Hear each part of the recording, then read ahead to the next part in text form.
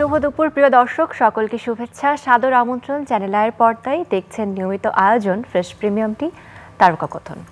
আজকের এই আয়োজন আমাদের জাতীয় কবি কাজী নজরুল ইসলামকে নিয়ে। বাংলা সাহিত্যে যিনি আমাদের বিদ্রোহী পুরুষ, আমাদের জাতীয় কবি। নজরুল শুধুমাত্র একজন কবি নন, তিনি একই সাথে গীতিকার, সুরকার, সঙ্গীত শিল্পী এবং সর্বোপরি মানবতার এক শক্তিশালী কণ্ঠস্বর।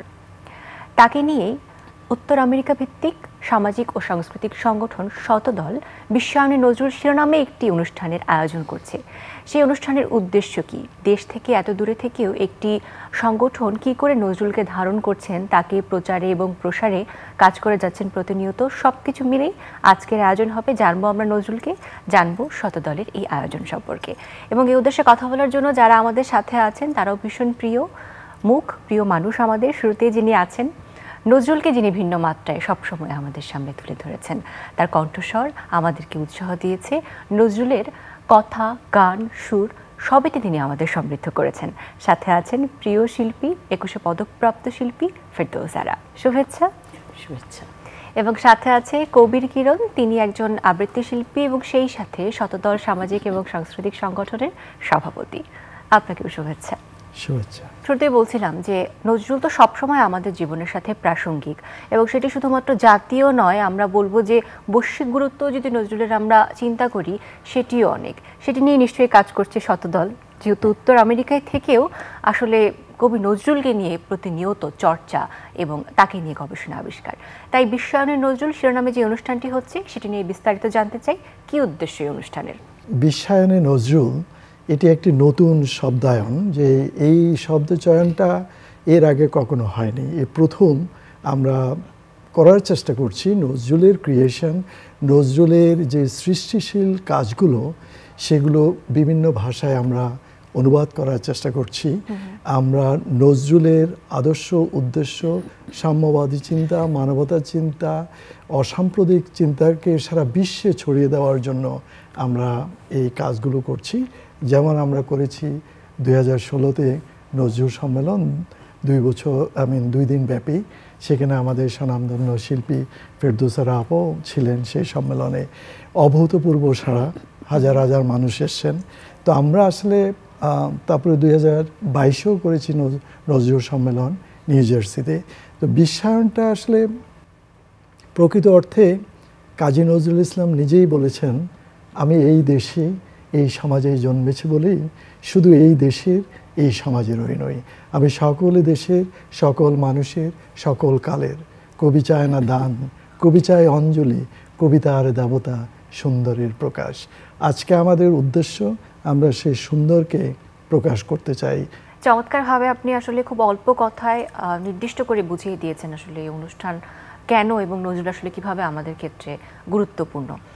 এই অনুষ্ঠানেই আমাদের প্রিয় শিল্পীর উপস্থিতি কথা আপনি ইতিমধ্যে বলেছেন এবং তিনি থাকছেন। জানতে চাই, বিশ্বায়নে নজরুল এই শিরোনাম এবং এই অনুষ্ঠানের কনসেপ্টটা যখন আপনি জেনেছেন তা কিভাবে আপনাকে আলোড়িত করেছে? সত্যি কথা বলতে কি, আমাদের দেশের জাতীয় কবি, এই কথাটি আমরা হৃদয়ে হৃদয়ে পোষণ করে এসেছি বহুকাল, বহু যুগ। কাজী নজরুল ইসলামের সমগ্র সৃষ্টি এত স্বল্প সময়ে, শুধু এতটুকু যদি আমরা আর কোনো কবির সাথে তুলনাতেও যেতে পারবো না, কারণ কেউ এত অল্প সময়ে করতে পারেনি এত কাজ।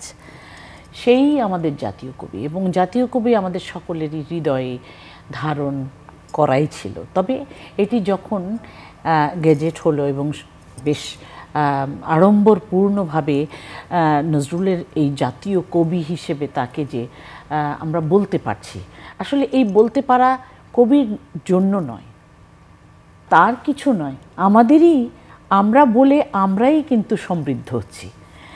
আমাদের এই জাতীয় কবির অনেক অনেক সৃষ্টি, খুবই স্বল্প সময়ের সৃষ্টি, কিন্তু বছরের 365 দিনের প্রতিটি মুহূর্তের লেখনী তার রয়েছে, যা প্রতিটি ধর্ম, বর্ণ, স্থান ভেদে সকলের জন্যে, সকল অনুষ্ঠানের জন্যে, সকল পর্ব পার্বণ, বিভিন্ন সময়ে বিভিন্ন উপজাতিরা ব্যবহার করছে, ভিন্ন জাত ব্যবহার করছে। তার মানে কি, অসাম্প্রদায়িক কবি। এই অসাম্প্রদায়িক কবি সাম্যবাদের কবি, এবং সর্বশেষ সর্বোচ্চ যে কথাটি সেটা হচ্ছে মানবতার কবি, মানুষের কবি। এই কবির বিচরণ কোথায় নেই, আর সেই জায়গাগুলোতে যখন আমরা চর্চা করি তখনও আমি আমার গানের ক্ষেত্র দিয়েই বলি, আজ অবধি আমার মনে হয় যে কোনো একটি ক্ষুদ্র অংশও কি আমরা আসলে ভালো করে কবিকে বিশ্লেষণ করতে পেরেছি আজও না। কেননা তার এত অল্প সময়ে এত বেশি তার কাজের উচ্চতা, যে সেই উচ্চতা এবং তীব্র গতিটা, মানে স্পিরিট, এনার্জি, স্পিরিটটা, এটা আমরা ধরতে পারছি না, এটা পারা কঠিন। কেননা কবির হৃদয়, কবির চোখ, কবির দৃষ্টি, কবির ভাব কোথায় কখন চলে গেছে, তিনি না সেই দেশে না যেয়েও তার সমস্ত কিছু বিন্দুতে বিন্দুতে তিনি এক্সপ্লেন করেছেন, তিনি ব্যাখ্যা দিয়েছেন তার গানে। আমরা যদি এভাবে বলি, তিনি তো মক্কা মদিনায় যাননি, কিন্তু প্রতিটি বিষয়ে, ইসলামিক গানেরও প্রতিটি বিষয়ে তিনি পদার্পণ করেছেন। আচ্ছা, তিনি শ্যামা সঙ্গীত বলেন বা অন্য যে ম্যাথোলজির গানগুলো, এগুলো কত ইলাবোরেটলি, কতটা বিশদভাবে তিনি তার গানে নিয়ে এসেছেন এতটুকু স্তবকে। তিনি দেশকে যখন প্রকাশ করেন, সেই দেশাত্মবোধক নজরুলের গানেও দেখতে পাবে যে দেশকে বোঝা কত সুন্দর করে একটি গানের মধ্যে, কয়েকটি লেখনীর মধ্যে নিয়ে এসেছেন। এই যে সব কিছুর চর্চা করি বলেই হয়তো এগুলো নিয়ে কিছু কিছু কথা বলি আমরা, কিন্তু কবির কিরণ যে কাজটি করছেন একটু কঠিন। কেননা তিনি বাঙালি, তিনি এদেশের মানুষ, কিন্তু থাকেন বিদেশে, এবং সেটা ইউএসএতে থাকছেন। ওইখানে বসে নজরুলকে চর্চা করা। তো আমি এখানে একটা জিনিস বলবার জন্য এত কথা বলছি, সেটি হচ্ছে যে তারুণ্যের কবি নজরুল বলি। তো তারুণ্যের কবি কেন বলি, এটা কিন্তু ওই বয়সে বুঝতাম না। যখন আস্তে আস্তে অনেক কাল পার হচ্ছে, তখনই বুঝলাম আসলে সব কিছু টিকে থাকে তরুণের মাঝে। তুমি দেখবে ভেঙে গড়ে আবার সুন্দর করে গড়ানোর কাজটি, এই শক্তির কাজটি কে করে? তরুণরাই তো করে একেবারেই। আর নজরুলের গান সৃষ্টি করেছেন ঠিক তরুণ অবস্থায়, যখন থেকে তার বয়স ভাটির দিকে এবং তিনি মুখ হয়ে যান বাকহীন, তখনও তিনি তো আর কোনো সৃষ্টি করতে পারেননি, কিন্তু তার ওই তরুণ অবস্থায় যা কিছু সৃষ্টি, তাই আমি দেখবে কখনো কখনো এটাও বলি, অনেক জায়গায় নজরুলের ছবি দেখেছি, অনেক বিদেশের অনেকগুলো সরকারি অফিসগুলোতে বাঙালিদের যে রুমটা থাকে, সেখানে নজরুলের ছবিটা আনানো আছে, বুড়ো ছবি, বয়স্ক ছবি, যখন তিনি বোঝেনি না। তো আমরা বলেছি এটা চলবে না, কেননা তারুণ্যের কবি, তরুণ কবি লিখে গেছেন সব কিছু, তার তরুণের ছবিটাই থাকতে হবে। আচ্ছা, তরুণ কেন এত ইম্পর্টেন্ট? আমরা যখন দেখলাম যে বিদেশের বুকে 2016-তে হলো আপনার এই সম্মেলন, এবং সেই সম্মেলনে গিয়েছি, আরও বেশি আনন্দিত ছিলাম, পুলকিত ছিলাম। আমি আছি, আমার সঙ্গে আমার কন্যাকেও তারা ডেকে নিয়ে এসেছে। এটার কারণ ছিল ওই জায়গাটায়, ওই চিন্তাতে আমি একমত হই, সহমত হই যে উনি কিন্তু ভেবে নিয়েছেন তরুণদের মাঝেই জেগে থাকে সব, এবং তারাই এগুলোকে এগিয়ে নিয়ে যায়। বিদেশের বুকে আপনি একটি প্রজন্ম চলে গেল, তারপরের প্রজন্ম, তারপরের প্রজন্ম থেকে আপনি কি বাংলা ভাষাও জানবে ওরা, এরকম একটা ভয় ছিল। কিন্তু আমি দেখেছি কবির কিরণের মতন যে চেষ্টা, শত দল নিয়ে তিনি যেভাবে চেষ্টা চালিয়ে যাচ্ছেন, বিভিন্ন সময়ে সম্মেলন করেছেন, 2022-এও করেছেন, এবারে যেমন ঢাকায় এসেছেন নজরুল ইনস্টিটিউট, সরকারি একটি প্রতিষ্ঠান, সেখানে তিনি তাদের সহায়তায় এই শত দলের আয়োজনে এত বড় একটা অনুষ্ঠান 28 তারিখে হবে। একেবারে আমি একটু কবির গ্রহণের কাছে অনুষ্ঠান নিয়ে আর একটু বিস্তারিত জানতে চাই। যেমনটি আমাদের প্রিয় শিল্পী বললেন যে নজরুল ইনস্টিটিউটের সহযোগিতায় শতদল এই আয়োজনটি করছে।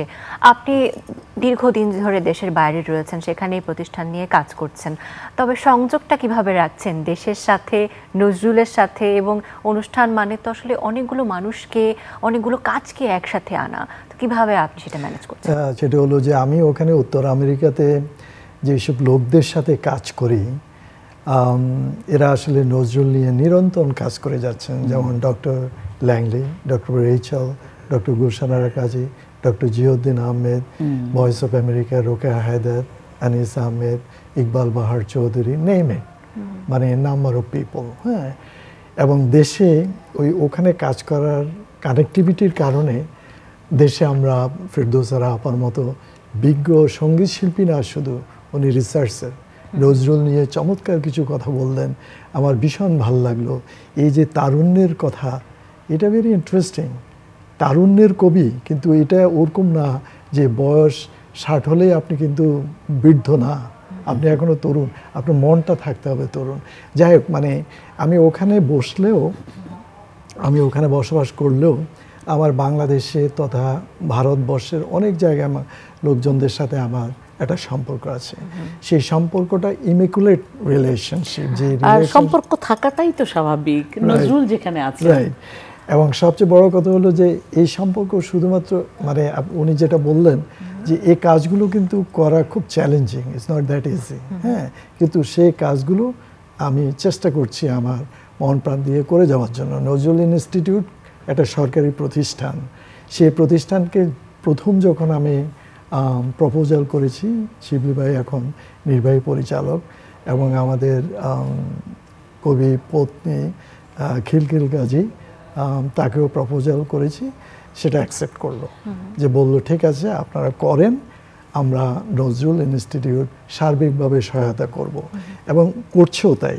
এই 28 তারিখে যখন আসবেন, যে উনি 21শে পদকপ্রাপ্ত, এই ধরনের যারা বিদগ্ধ পার্সন আছে তাদেরকে আমরা সম্মানিত করছি, তাদেরকে আমরা, তাদের মুখ থেকে আমরা শুনবো কেন নজরুল বিশ্বায়নের প্রাসঙ্গিক, নাম্বার 1।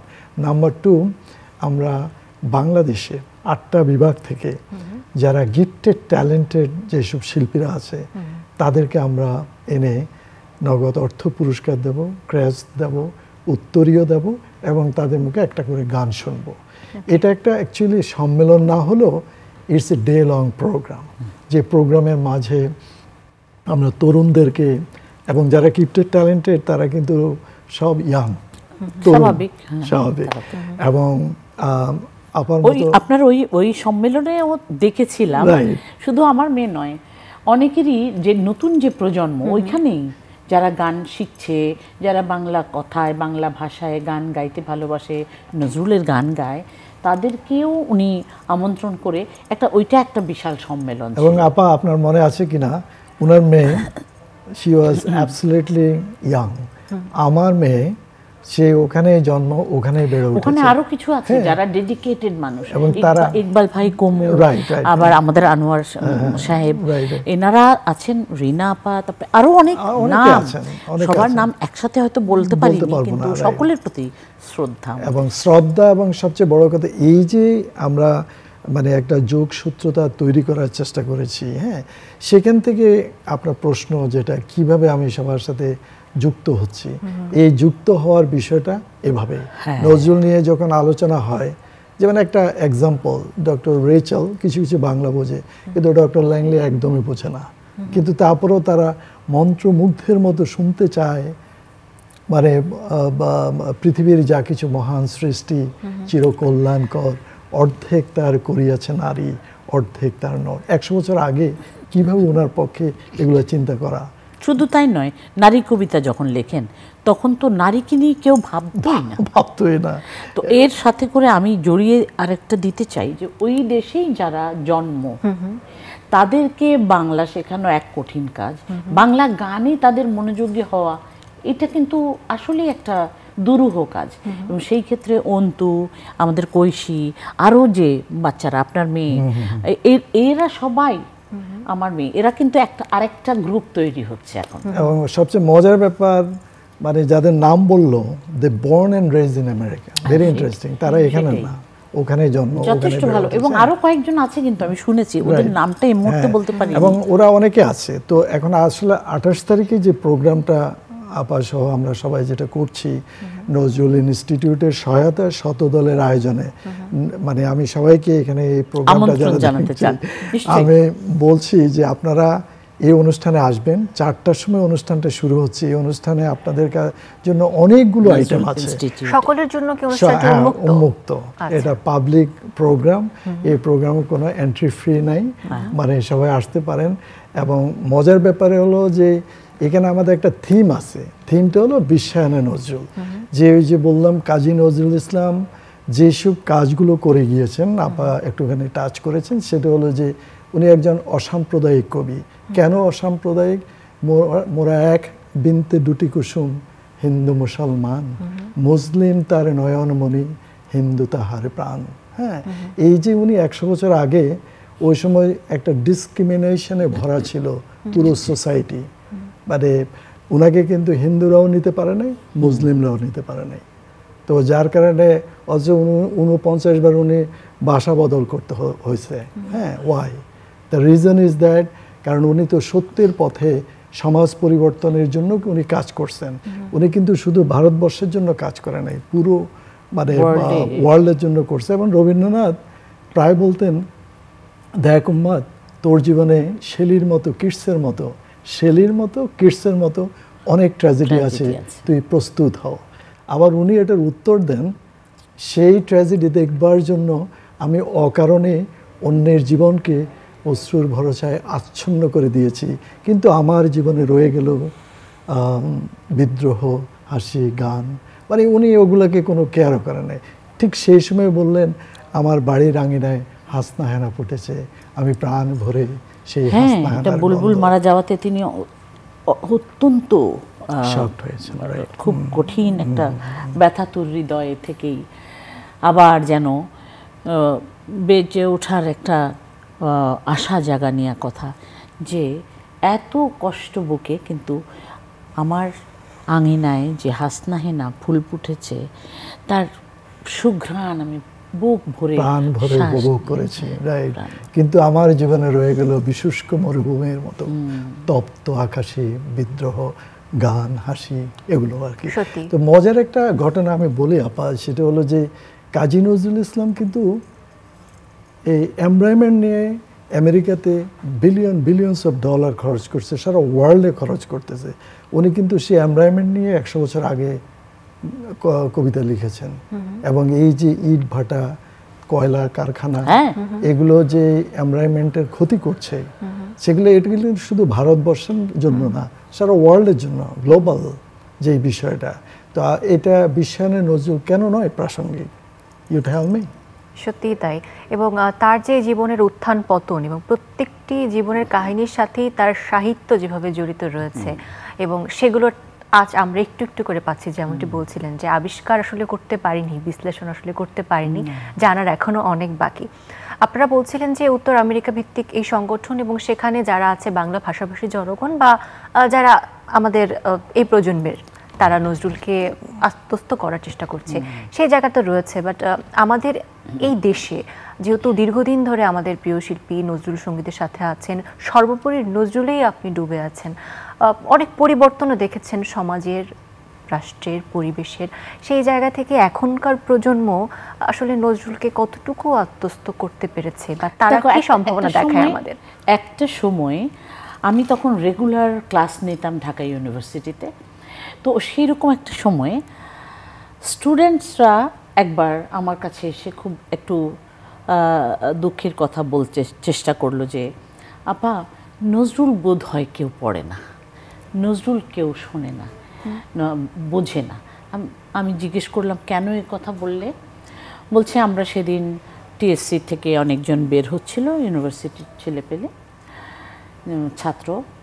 ছাত্রী, তো তাদেরকে বলেছি, চট করে মাইক্রোফোন ধরে বলেছি, বা মোবাইল ফোনে, তারা তো অনেক ফেসবুক করে লাইভে থাকে, তো এরকম করে ধরে জিজ্ঞেস করেছি, আপনি একটা নজরুলের লাইন বলুন তো কবিতা, তো চট করে উত্তর এলো যে আমি তো জানি না বা আমি তো পারি না।